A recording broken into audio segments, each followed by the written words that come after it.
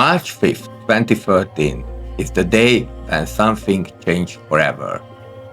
The fifth installment of SimCity was released and very quickly collapsed into ashes.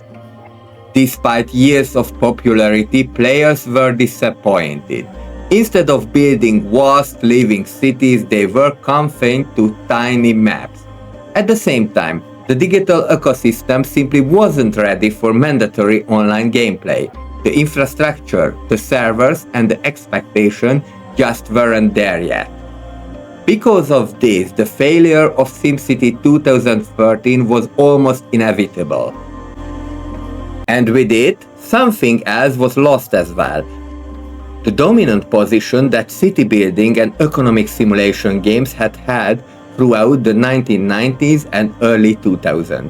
By 2013, it genuinely felt like the SimCity era of city building had come to an end.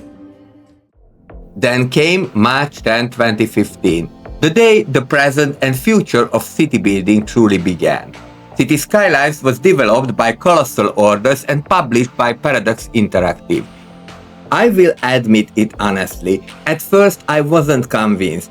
I played the base game, CS1, for a few hours and my initial impression wasn't particularly strong. In terms of visuals and moment-to-moment gameplay, it even felt weaker than SimCity 4. But looking back now, there is no doubt about it. With the release of City Skylines, something entirely new began, not just for the genre, but for game development itself. Where city building games had previously received one or two expansions at most, Paradox chose a different path.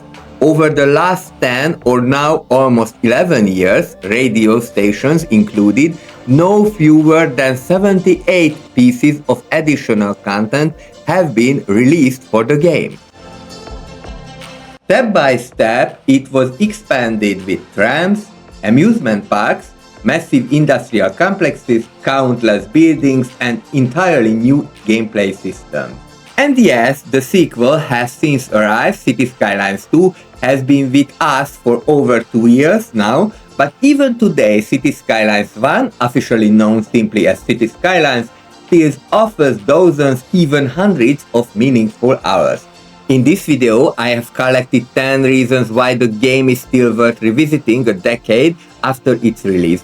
Before we dive in, if you enjoy city building games, consider subscribing for more content like this.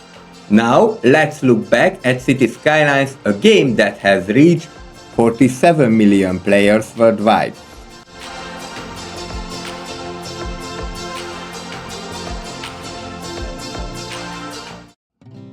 Let's start with my personal favorite, transportation.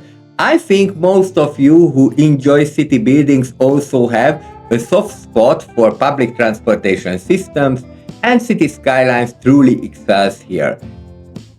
CS2 covers the essentials now, but CS1 offers a much broader and more diverse transport system, including options like trolleybuses and monorails.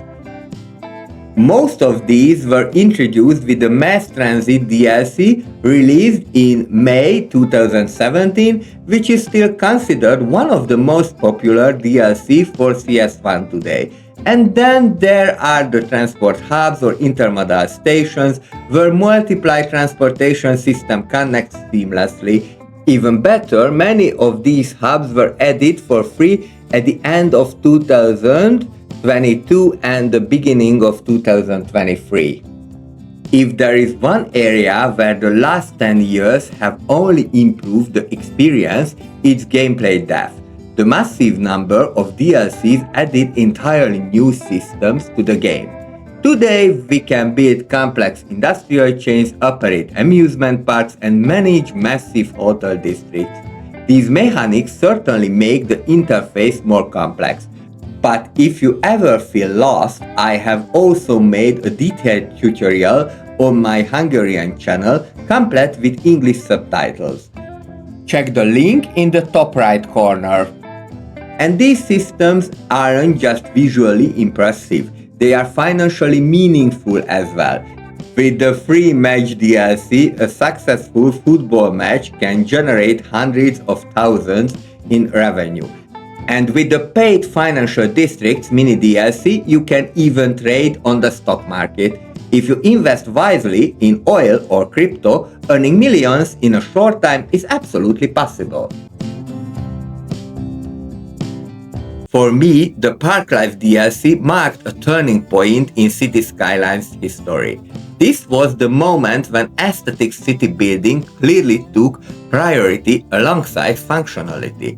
Parklife alone introduced over 300 new props, and over the following years this number multiplied many times over.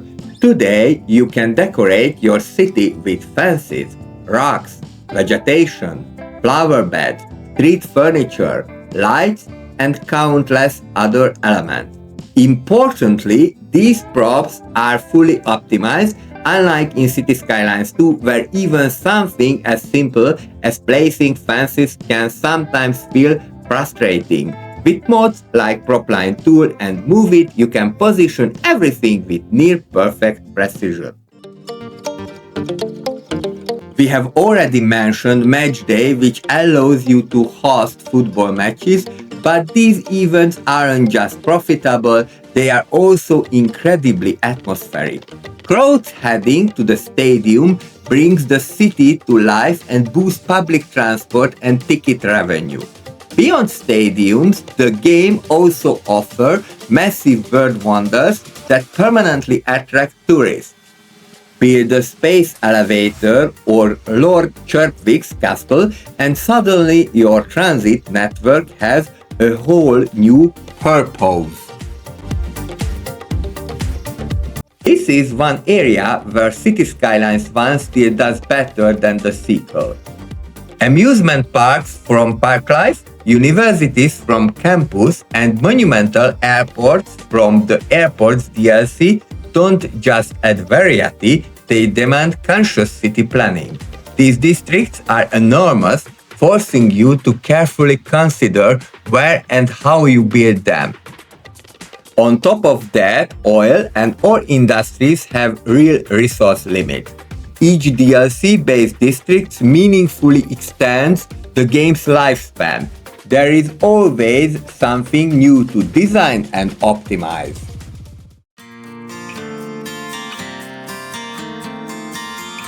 "10 years, 30 major DLCs, and dozens of content creator packs leave a mark. Today, City Skylines offers incredible architectural variety.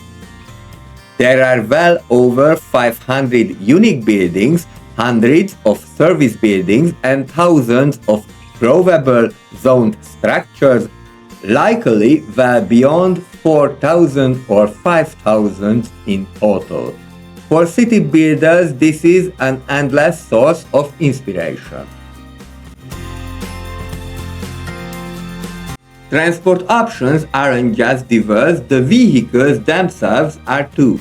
In late 2022, the developers significantly expanded vehicle selections across buses, trams, trolleybuses, metros, and more. Then, in January 2022, the vehicles of the World Pack arrived, bringing iconic vehicles from real cities.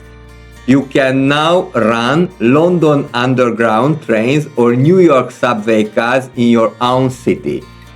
Before City Skylines 2 launched, many of us thought packs like Railroads of Japan would be the final major updates, yet they still added high-capacity trains and new metro options. This one is simple. After years of optimization, City Skylines runs much better than CS2 with far lower system requirements. From my experience, building large cities is simply easier in CS1. City sizes that already cause problems in CS2 work perfectly fine here, even with lots of DLC enabled. Because the game is no longer undergoing major updates, its mod ecosystem has stabilized. Problematic mods have either been removed from the workshop or clearly documented in compatibility list, which I have linked in the video description. This stability is why I rely on mods far more in City Skylines 1, and I will be covering my full mod setup in an upcoming video. So it is worth subscribing if you are interested. Finally, we can't forget the lifeblood of any city: roads.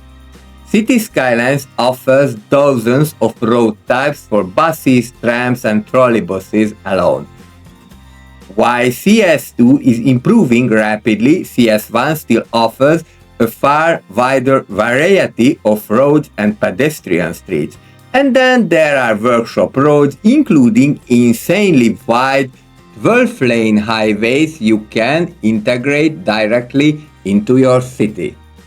That said, City Skylines is very sensitive to road assets. If you unsubscribe from a road that a map depends on, that save may fail to load or break entirely.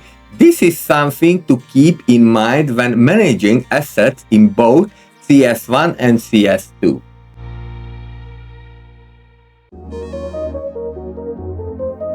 Ten years of city building, public transport, districts, parks, ridiculous modes, and tens of million players dreaming up their own metropolises.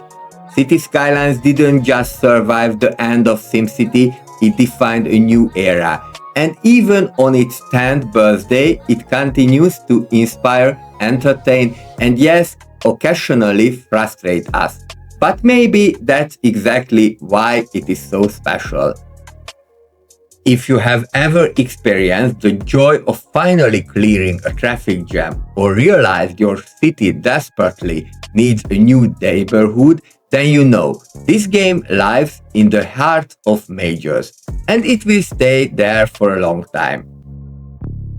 Let me know in the comments how long you have been playing and what your most successful city was. If you enjoyed this video, don't forget to like, subscribe and turn on notifications. I will be back soon with more city building content.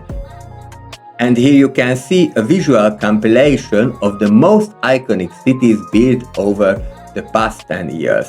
Have a great day and enjoy the game.